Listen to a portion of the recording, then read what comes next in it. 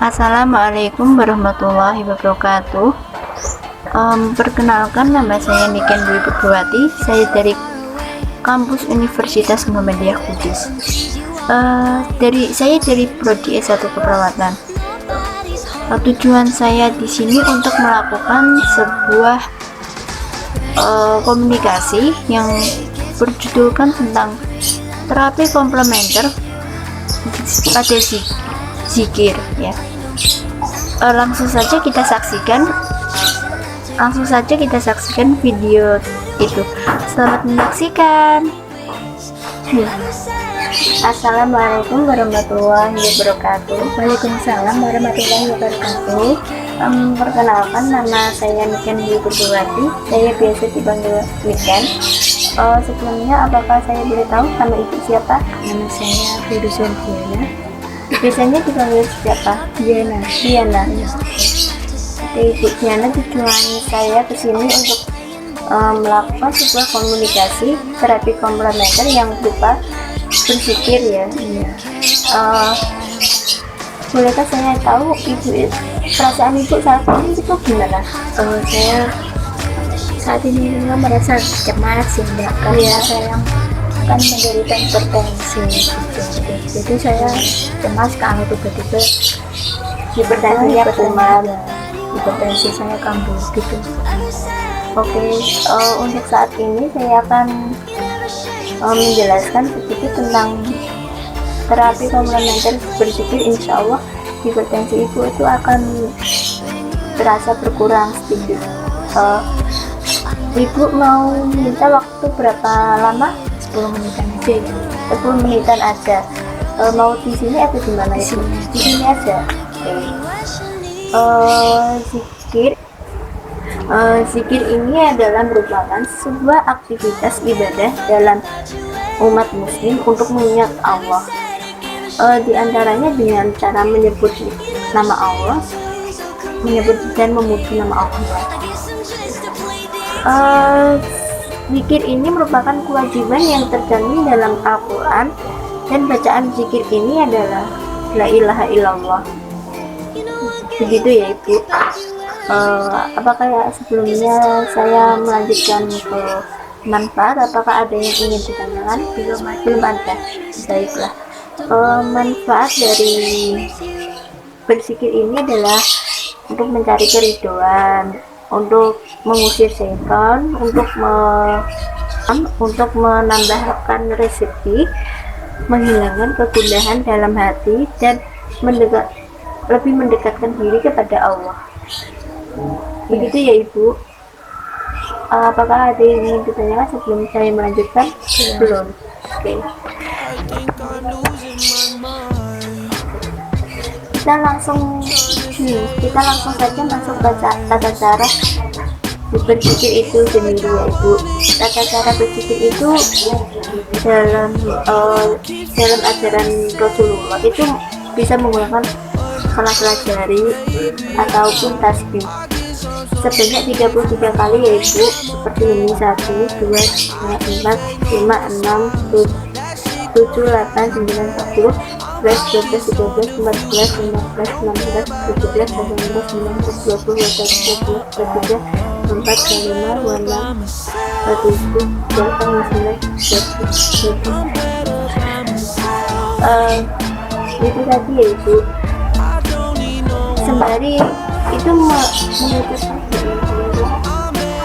itu mengucapkan la ilaha illallah sebanyak 33 kali itu tadi, ya, Ibu. Gimana, ada yang ingin ditanyakan? Baik. Hipertensi ini tadi kan merupakan salah satu penyakit yang dapat disembuhkan oleh berzikir.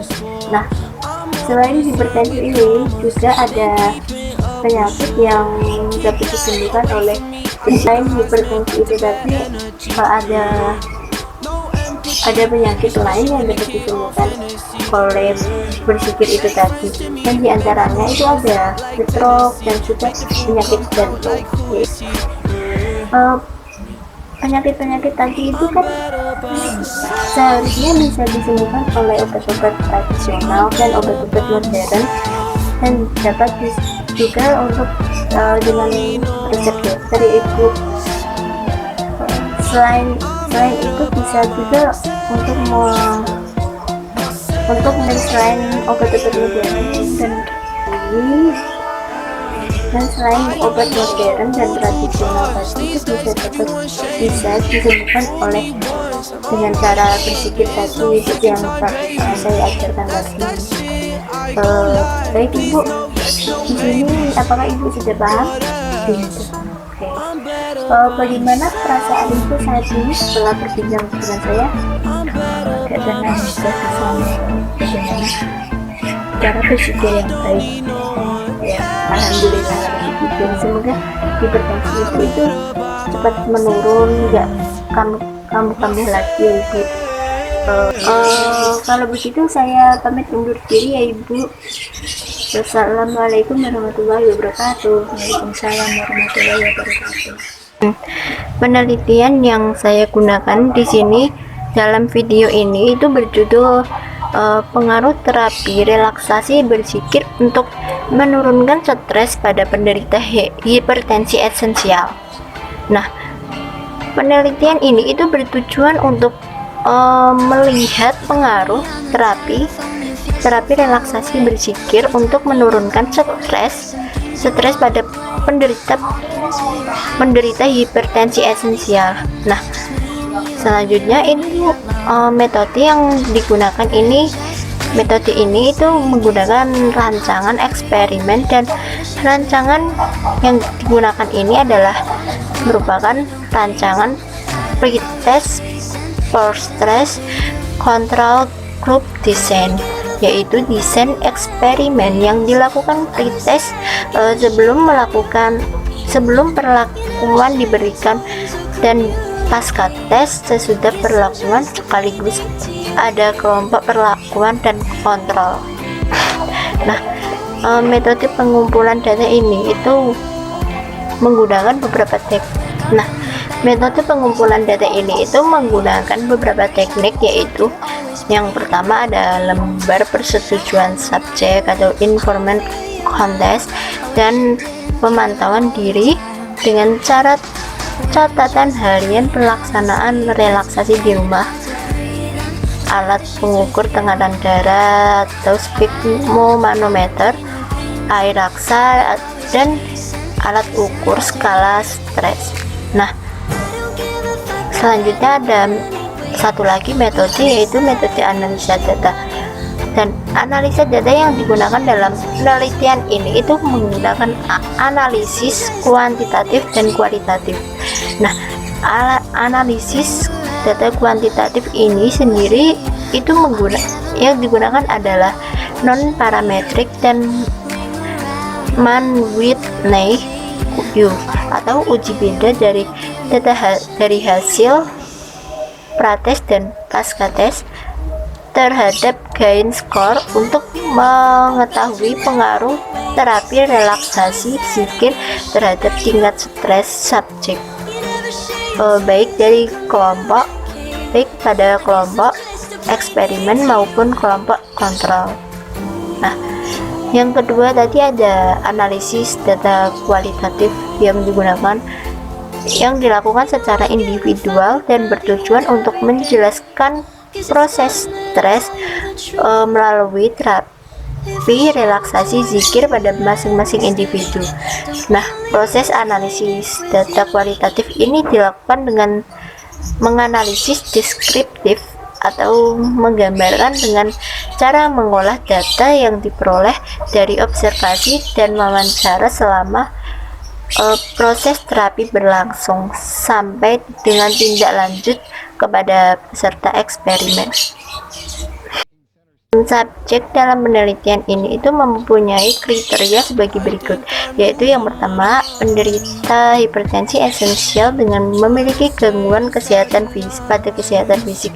Yang kedua ada memiliki tekanan darah dengan kategori hipertensi tingkat pertama, yaitu tekanan sistolik antara 140 sampai 159 mmHg, dan tekanan distolik yaitu antara 90 sampai 99. Nah, sampai dengan kategori hipertensi yang tingkat kedua itu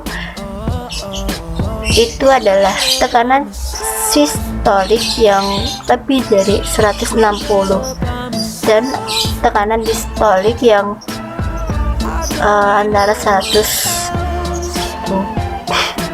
Dan yang ketiga itu ada tingkat ketiga itu ada usia 40 sampai usia 60 tahun, yaitu dewasa madya.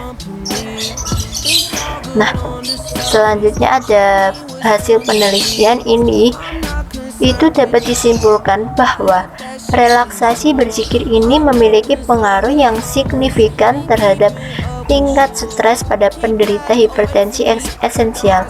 Secara kualitatif, ini ditemukan beberapa faktor yang dapat mempengaruhi tingkat stres pada penderita hipertensi esensial, yaitu permasalahan ekonomi dan pekerjaan, permasalahan keluarga, permasalahan pola makan, kebiasaan merokok, keluhan fisik dan psikis yang menyertai tekanan darah tinggi, serta kekhawatiran terhadap dampak tekanan darah tinggi. Nah, itu tadi jurnal penelitian dari saya. Nah, itu tadi video persembahan dari saya. Apabila ada tutur kata yang kurang berkenan di hati kalian semua, saya minta maaf yang sebesar-besarnya. Dan semoga video itu dapat bermanfaat bagi kita semua. Akhir kata, wabillahi taufiq wal hidayah. Wassalamualaikum warahmatullahi wabarakatuh. I'm better by myself.